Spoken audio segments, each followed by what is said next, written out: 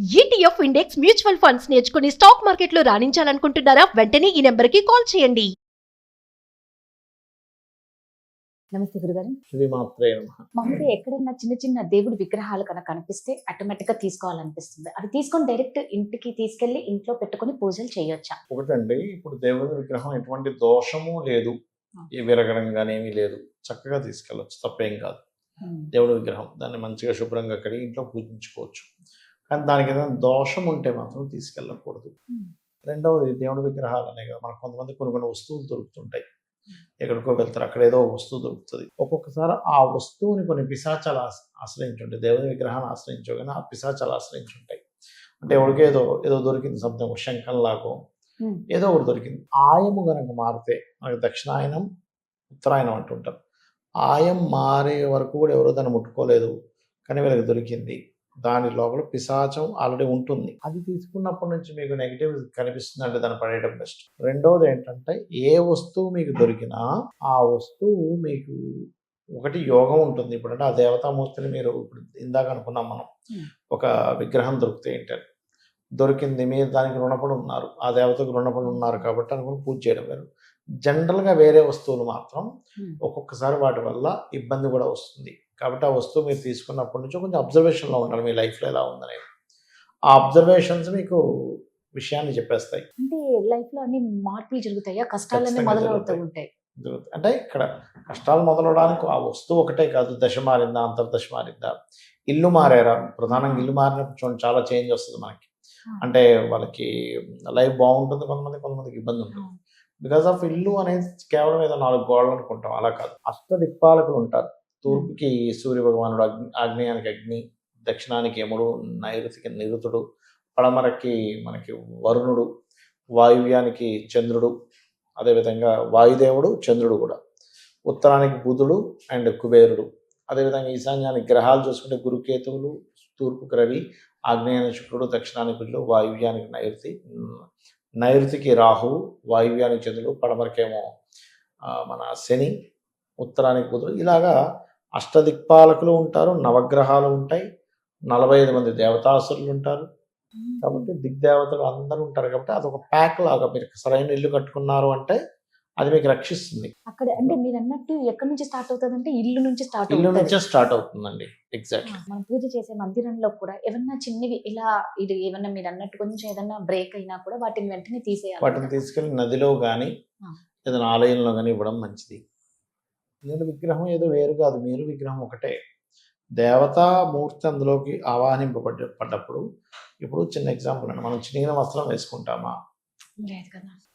ఏదైనా విరిగిపోయింది ఉన్నా మనం వాడడానికి ఇష్టపడం, విరిగిపోయిన దాంట్లో తినం.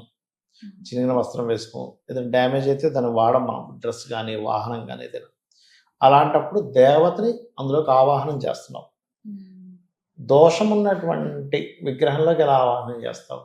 రీజన్ అంతే, అంతకుమించి ఏం లేదు. మీరేమున్నారు, ఉదాహరణకి దేవుడు ప్రత్యక్షమై ఇగో ఈ శరీరానికేమో చేతులు కాళ్ళు కొంచెం విరిగిపోయినట్టున్నా, ఈ శరీరం బాగుందంటే ఎందులోకి పంపించమంటారు మీరు?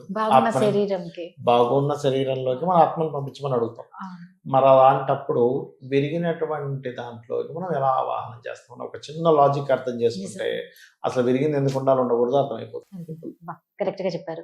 ఇప్పుడు మామూలుగా కొన్ని ఇళ్ళల్లో గురుగారు విగ్రహాలు ఎక్కువ ఉంటాయి. మనం ఇంట్లో పూజ చేసే ఇంట్లో నిజంగా అసలు ఎంత సైజ్ లో విగ్రహాలు ఉండాలి, ఎన్ని విగ్రహాలు ఉండాలి, ఎలాంటి విగ్రహాలు? అంగుష్ట మాత్రమే ఉంటారు. ఇంత ఉంటే పర్లేదు. దీనికంటే పెద్దది ఉంటే మాత్రం ఇంట్లో ఖచ్చితంగా నిత్య నైవేద్యం పెట్టాలి.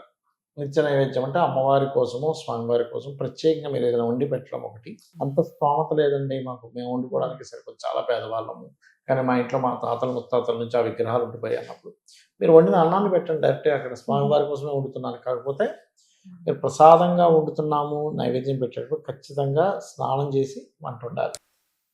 జనరల్గా కూడా దేవుడికనే జనరల్గా కూడా స్నానం చేయకుండా వంట వండకూడదు. ఎందుకంటే అగ్నికార్యంతో సమానం వంట ఉండడం అనేది. నువ్వు హోమం చేసేటప్పుడు స్నానం చేయకుండా వెళ్ళం కదా, అలాగే అదొక అగ్నికార్యం. నువ్వు స్నానం చేయకుండా వెళ్తే ఏంటంటే వీళ్ళకి అనారోగ్యాలు రావడం, మూడ్ స్వింగ్స్ ఎక్కువ అవ్వడం, పిచ్చి పిచ్చిగా ప్రవర్తించడం జరుగుతుంది. ఈ మధ్య ఎందుకు చాలా మంది పిచ్చి పిచ్చిగా ప్రవర్తిస్తున్నారు, చంపేయడాలు జరుగుతున్నాయి అంటే బికాస్ ఆఫ్ పిశాచ యోగాలు పడుతున్నాయి వాళ్ళకి. పిశాచ యోగాల వల్ల వాళ్ళ యొక్క ఆలోచన విధానంలో, వాళ్ళ యాక్టివిటీస్లో ఇటువంటివన్నీ చోటు చేసుకుంటున్నాయి సింపుల్ గా చెప్పాలంటే. ఇప్పుడు మామూలుగా మీరు అన్నారు అంటే ఇంత సైజే ఉండాలి అని చెప్పి, విగ్రహాలు కూడా ఒక 3-4 అలా అన్నీ పెట్టుకోవాలనా, లేదు అంటే కొంతమంది ఇళ్లలో ఇలా పెద్ద ప్లేట్ పెట్టి చక్కగా చాలా విగ్రహాలు ఉంటాయి. పంచాయతనం అని అంటారండి, పంచాయతనం వరకు పెట్టుకోవచ్చు. కాకపోతే కొంతమందికి ఇంట్రెస్ట్, ఇప్పుడు వాళ్ళ ఇంట్లో ఒక్కొక్కరికి ఒక్కో దేవత మీద ఇంట్రెస్ట్ ఉంటుంది. కొంతమందికి శివుడు ఇంట్రెస్ట్, శివుడు పటం ఉంటుంది. విష్ణు అంటే ఇంట్రెస్ట్ అంటారు, విష్ణు పటం ఉంటుంది. అమ్మవారు అంటే ఇంట్రెస్ట్, అమ్మవారు. గణపతి అంటే ఇంట్రెస్ట్. అలాగా ఏంటంటే ఎక్కువ పెట్టుకోవడం వల్ల దోషమేం లేదు. కాకపోతే అందరికీ మీరు చేయాలంటున్నారు.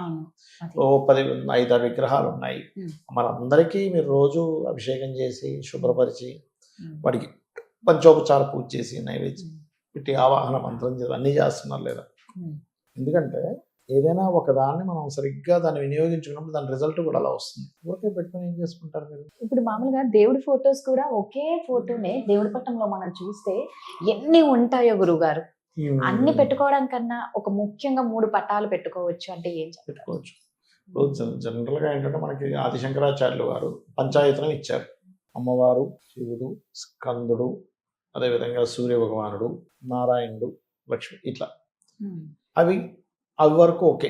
ఇంకా ఎక్స్ట్రా అంటారా, అది వాళ్ళ ఇంట్రెస్ట్. అది పెట్టుకోవడం దోషమేం కాదు, మీరు అన్నట్టు మీరు మెయింటైన్ చేయాలి మెయిన్గా. ఇప్పుడు మనం ఏదైనా పక్షిని తెచ్చుకున్నాము, ఆ పక్షికి ఫుడ్ పెట్టడము, అది ఏం చేస్తుందో అర్థం చేసి ఎంత చేస్తాం. మరి ఒక దేవత ఇంట్లో ఉంది, విగ్రహ రూపంలో తన ఆవాహనం చేస్తున్నావు, ఉద్వాసన చెప్తున్నావు అంటే దానికి నువ్వేం చేస్తావు? ఒక గెస్ట్ వచ్చాడండి మన ఇంటికి, గెస్ట్ వచ్చిన గెస్ట్ గానే చూసుకుంటాం కదా. ఆయన ఫుడ్ పొద్దున బ్రష్ చేశాడు లేదా, మొహమాట పడుతున్నాడేమో, ఇక్కడికి వెళ్ళండి టవల్ ఇవ్వడం, చేసిన చిత్రాన్ని టిఫిన్ చేయండి అని చెప్పడం, ఇవన్నీ మనం చేస్తున్నాం. మరి దేవతే వచ్చింది మీ ఇంట్లోకి, మరి ఎట్లా ఉండాలి? నిజమే మీరు అన్నట్టు ఎవరిష్టం వచ్చినట్టు వాళ్ళు పెట్టుకోవచ్చు, కానీ మెయింటెనెన్స్ చాలా ఇంపార్టెంట్. భావనతో కూడిన, భావన భక్తితో కూడిన పూజ చేయడం, రోజు దీపం వెలిగించడం. కేవలం దీపం వెలిగించడం అలవాటు అయితే 32 దోషాలు పోతాయని చెప్తుంది శాస్త్రం. 32 రకాల దోషాలు పోతాయి. పంచోపచార పూజలో అర్చన చేయగలిగితే దేవత నిలబడుతుంది ఇంట్లో. రోజు ధూపం ఇవ్వడం ద్వారా మీకు వచ్చే బ్లాక్ మ్యాజిక్స్ కానీ మీ మీద ఏదైనా ప్రయోగం బాధలు పోతాయి ధూపం ఇవ్వడం ద్వారా. అగరబత్తులు వెలిగించడం ద్వారా లేదా ధూపాన్ని వెలిగించడం ద్వారా. దీపము వల్ల మనము అజ్ఞానంలో ఏదో రాంగ్ స్టెప్స్ వేయకుండా మనకి క్లారిటీ ఆఫ్ లైఫ్ ఉంటుంది దీపం వెలిగించడం వల్ల. రోజు పుష్పం సమర్పించడం వల్ల అమ్మవారికి పంచోపచారాల్లో పుష్పం కూడా సమర్పించడం ఒకటి. పుష్పాన్ని ఎప్పుడైతే సమర్పిస్తారో వాళ్ళ లైఫ్లో హ్యాపీనెస్ ఖచ్చితంగా ఉంటుంది. ఒక్కొక్క దానికి ఒక్కొక్క ఫలితం ఉంది. ఇది వింటే ఎవరు ఏం చేస్తున్నామో మనకే అర్థమవుతుంది.